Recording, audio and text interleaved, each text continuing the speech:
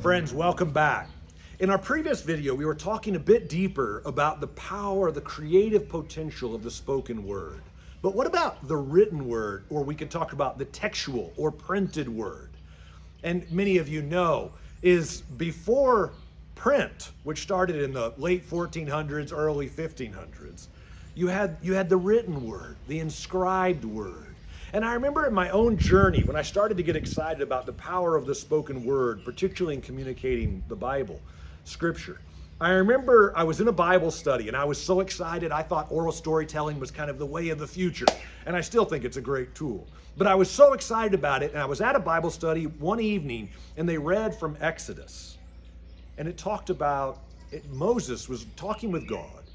And he talked about, God, do not blot my name out of your book of life. And I thought, whoa. My God keeps books in heaven. I better be pretty careful not to disparage the printed word. Then you go on, you remember in Exodus, I think it's Exodus 31, maybe verse 18. It says, then the Lord finished speaking to Moses and gave him a written copy of the tablets, which had been inscribed with the finger of God.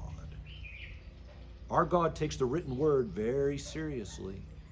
And in our enthusiasm to champion oral communication or to say, hey, this is what our oral preference learners or communicators love or what they need, yes, those things can be so true. But we want to be very careful to remember God gave us an inscribed text. And I think part of the reason is because he knew that we needed something, some material artifact that could be passed down through the generations. And the gift that you and I have is the gift of the written scriptures that have come down through us, down through the centuries, down through the millennia. And you and I today, maybe we have a digital version of it, but for most of us, we still have an old-fashioned hard copy printed Bible. And I want to say, we want to be careful not to say, well, I don't need this anymore. I've got my phone. Yeah, true. There's some incredible advantages to the digital mode.